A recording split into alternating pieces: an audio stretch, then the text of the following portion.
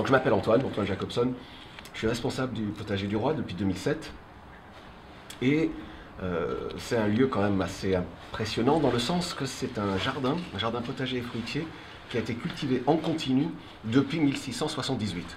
Ici, voilà, en tant qu'endroit où on continue à essayer des choses, ça a toujours été un lieu d'essai, un lieu de transmission, un lieu d'expérimentation. Et ça, il y a eu des hauts et des bas. Il y a des moments où on a été plus investi. Voilà, mais pendant la Révolution, il y a des morceaux qui ont été lotis aux habitants de la ville, etc. Il y a une histoire, mais ça n'a jamais arrêté d'être cultivé. Mais Versailles, en tant qu'idée, en tant que lieu, c'est un truc tout simple. C'est un endroit fait pour impressionner. Donc dans le passé, c'était des primeurs, c'était des choses qu'on ne trouvait pas ailleurs. Par exemple, avoir des asperges en décembre, des fraises au mois de mars ou avril.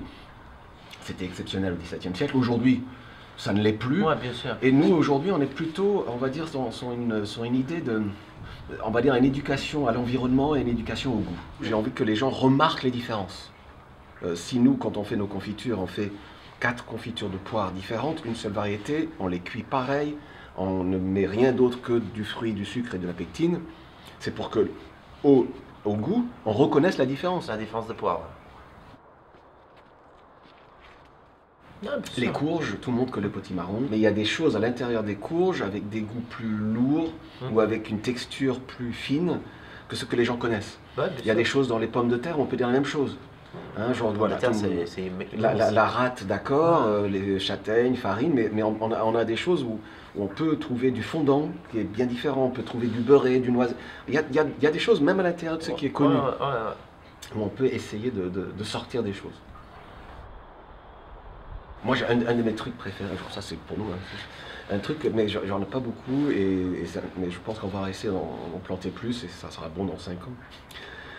On a une poire qui s'appelle Grand Champion, qui est une poire du XXe siècle, hein, des années 1920-1930 américaine, et qui a des goûts de litchi, des goûts de rose. Et on se dit, pour moi, il y a un côté...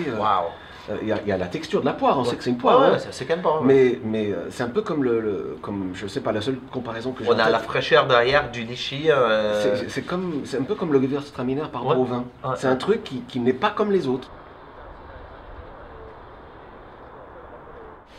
Parce que je voulais te faire goûter ça. Le goût est doux.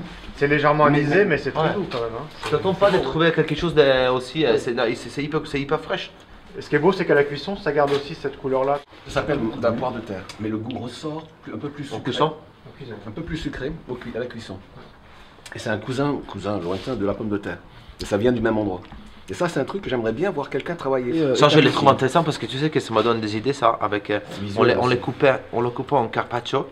Et après, nous, on le fait cuire sous vide, avec des huiles, ça peut être des huiles parfumées à la mandarine, machin comme ça. Bah, qu'est-ce que ça va faire? Ça va atténuer un peu la côté un peu violent du, tu vois. Et en même temps, même, tu sais, avec du poisson, comme avec du Saint-Pierre comme ça peut vachement donner du croquant. Je suis d'accord. C'est pas le couteau le plus aiguisé. Alors là, il faut être un génie pour ça après tous les noms. Parce que... Tomate en arbre. Tomate en arbre. Ça, c'est en serre chez nous. Hein. Ça pousse au Mexique sans problème. C'est marrant, hein. Moi, c'est celui que je pensais que tu allais aimer et tu as préféré la capucine. C'est ça qui m'a Alors là, elle doit être un peu acide. Un peu plus acide que les autres. Mais quand tu la... En fait, elle est acide et tu la laisses un peu dehors pendant une semaine, elle perd son acidité. Parce que tu viens de le récolter là. Oui, là, j'aime bien. Ah bon? Ouais.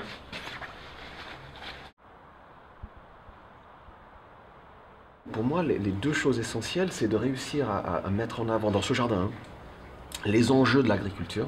Qu'est-ce que c'est que produire, on va dire, propre? Qu'est-ce que c'est que... est-ce que le bio est un but? Est-ce que c'est un moyen? Pourquoi c'est important? Pourquoi ça ne l'est peut-être pas autant que ça? Donc ça, il y a une vraie question d'éducation par rapport à l'environnement. Puis ensuite, pour moi, il y a... Vous me laissez trop parler, mais c'est pas grave.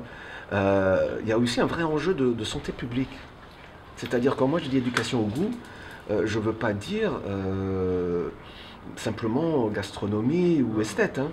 Je veux dire que si les gens ne sont pas sensibles à ce qu'ils mangent, ils ne peuvent pas être sensibles à leur corps. S'ils ne sont pas sensibles à leur corps, ils ne peuvent pas être en bonne santé. Mais c'est déjà l'art de bien manger. J'ai quelqu'un qui était enseignant ici qui disait que le potager du roi, c'était un laboratoire pour un monde meilleur.